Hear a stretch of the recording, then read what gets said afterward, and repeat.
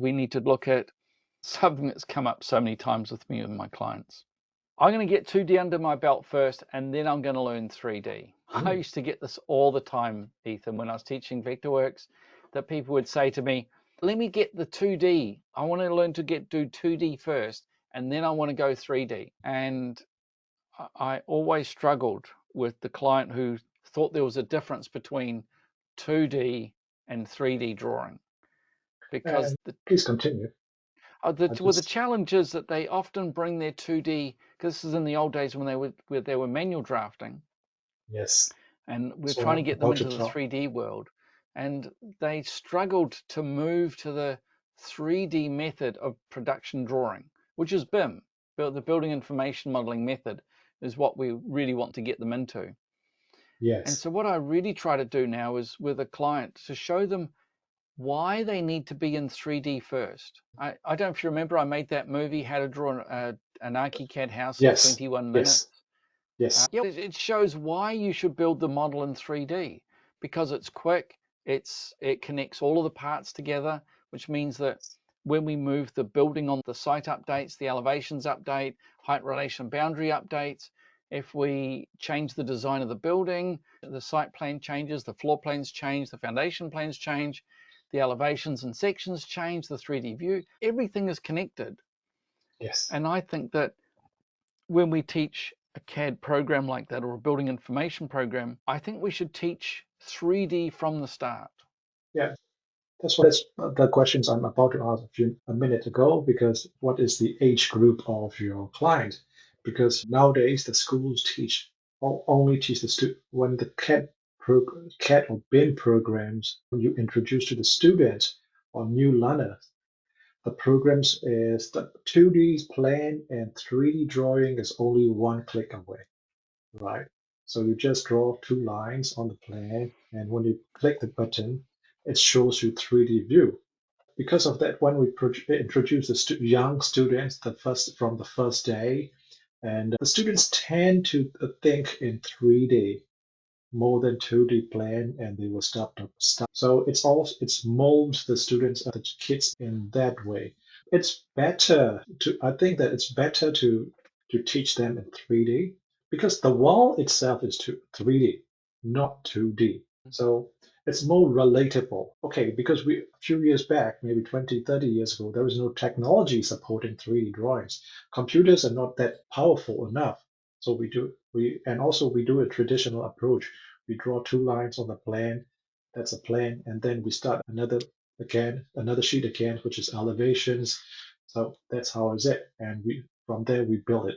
But the wall itself, our surrounding itself is 3D. So when the computers are getting stronger, the software getting mature, and then we can do 3D, and which is really important. So from here, I would say all the listeners, you can see that we get first the 2D and 3D is only one click away, so you don't need to be worried about that. For if somebody who teach, we can guide through. Okay, this is how to do it easily. It's not like an old way of teaching, old way of learning, which is more, I think, cohesive, right? Cohesive should be the words of learning between 2D and 3D drawing. Yeah, that's what I think. Now, I know that when I was at EIT, I used to teach 2D manual drafting. But remember, there's a reason for teaching that, and that is to teach line weight, pen control or pencil control, line style, and the basic understanding of how the plans relate to the object. We were trying to get students to understand that they can draw a two-dimensional drawing. And if you look at our details, most of the details we draw are two-dimensional details. Now, we might have 3D details. I see a real rise these days of a three-dimensional, using the 3D model to show the sequence of construction of a detail. Details these days are much more three-dimensionally complex than they used to be. And so I've seen drawings where there's half a dozen or a dozen 3D pictures showing the sequencing of a detail coming together, which is great. We need 3D for that. But when a student is starting, remember that they don't know how to hold a pencil. They need to be taught some of this information. They don't understand why some lines are dashed and some are solid. They don't understand why some lines have heavier line weight than others, and that's what the part of the 2D is for. But as soon as I got my students into ArchiCAD, I straight away started them with a 3D model of the house. A little house, tiny little building, tiny shed. I understand that. The concept of going straight into 3D when we get to ArchiCAD, like 2D, we've taught you 2D, now we're going to do computer 3D straight away. And the other reason I taught them the 3D stuff is because it's a lot more fun. Yeah, The true. ability to build a little shed and turn it in 3D gives the student an understanding of, as you were saying before, that we appreciate the world in 3 dimensions, not 2D. Yes, We see yes. the world as a 3D thing. And to be able to see their model in 3D and turn it around is, for me, a win. So I understand that we need to teach the students how to use the trim tool and the line tool and the polyline tool and all those sort of other tools and how to draw hatching. Sure, I understand all of that. But we should really be pushing that to the end, to the documentation part, because the drawing we should be focusing on the 3-dimensional, the building information modeling. Remember that part of the course that you and I teach, or you teach and I used to teach, is a course called, we used to call it the BIM course. That's not what it's called. It's visual something, Oh, visual design and VDC, construction, VDC. visual design and construction. Now, that is we used to call it the BIM course. That is about building information modeling. And Yeah. it's also about the information part of that, which I think we should really have a talk about in another topic. So back to what we started with. I used to get a lot of clients, and they were older clients, I admit that. They used to say, let me get the 2D under my belt, and then I'll look at the 3D. And then it occurred to me that what I need to do is I need to show them why we do the 3D first. And so I wrote a quick start guide, which is about 15 pages long, I think. And in 15 pages, you've built a tiny little shed and created drawings from it. And it Yeah. shows how quick it can be to create those drawings. Because I know that people who are good at drawing in 2D can do a 2-dimensional elevation of a building. But when the things change, if a window moves in plan, they will have to update the plan, maybe the electrical plan, maybe the other plans. There's several drawings they have to correct, and they have to correct the elevations. Maybe they have to correct the section. Whereas if they've built a 3-dimensional model of the building, then all they need to do is to often click a button and everything updates. Update the elevations, update the section. A lot of the stuff is update all my viewports, and off it goes. Yeah, it's really fun, right? When you drag the location, when you drag the window from one place to another, the elevation change, the plan has changed. The From section's one, changed, everything's changed. yeah, it's one click. Because if something like a wall moves by 2 feet, 600 millimeters, if it was a load-bearing wall, you actually have to redo the piles and you have to redo the bracing.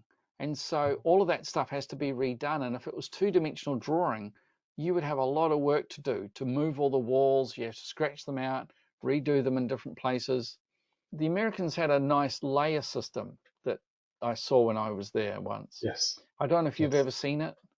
I did it. I did it. The overlay drafting method, I think it was called. Yes, during all the That club was very era. efficient. Yes, Yeah, you that need to was have a very efficient. system of layers by layers. That's pretty But efficient. comparing it to when I worked in London, it was ink on tracing paper, and It's pain. it's a pain. If you get it It's pretty wrong, pain. earlier on I said when you get it wrong, you got to get out the razor blade, and I don't mean to injure yourself, but we had to use razor blades to scratch the ink off the page.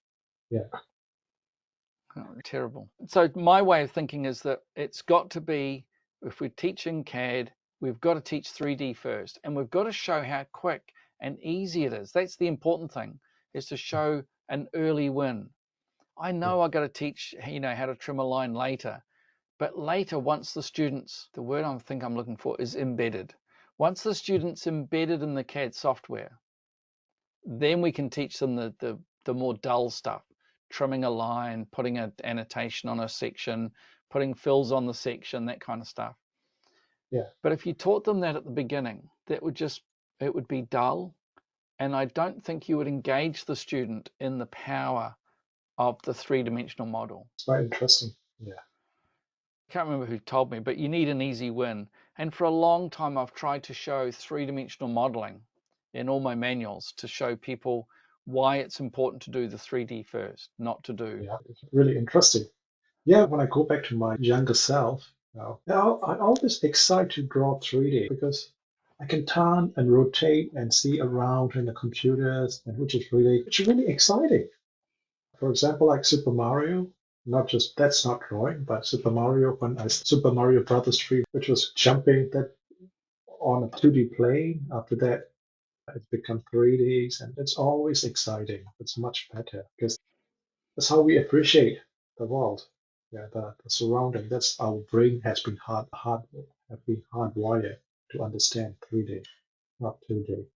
So yeah, it's more connected, more appreciate. That means yeah, it's easy win for everybody. And then 2D as a presentation, take a line to show the depth of field, which one comes first and second, which material is farther away, which material is nearer. So that depth of field you can show it to the presentations. That's another presentation technique. To summarize, 3D is to appreciate and to understand the architectural concept, the form, space, and 2D is to present as a technical drawing because all the technical details are still presenting in 2D, right? Yep, all of So our that's drawings are what still we check. presented in 2D. Yes, that's what I would take. So let's end the podcast. And again, don't forget to subscribe our Spotify channel, and we'll put in the link below. And Jonathan, do you want to say anything about our channel, Spotify? I'd really like our listeners to focus on subscribing on Spotify Yeah, because it helps to build our numbers. We get a much more accurate understanding of what things people are enjoying. You can still leave comments. So please leave comments on Spotify, subscribe on Spotify, and let us know what topics you would like to hear us talk about. with YouTube, when I am driving, I can listen. With Spotify, I can listen while driving. And also, I use Spotify on my TV, so it's really good. It's more engaging. Sometimes I don't need to fix my eye to the screen. Listen on Spotify Spotify works. because then you can say, "Hey Alexa, play my favorite Spotify playlist or my favorite Spotify podcast, The Architectural Technologist." It works. All All right, right. Ethan, thank you very much for your time. All right. Thank you. And see you next week. See you Bye. next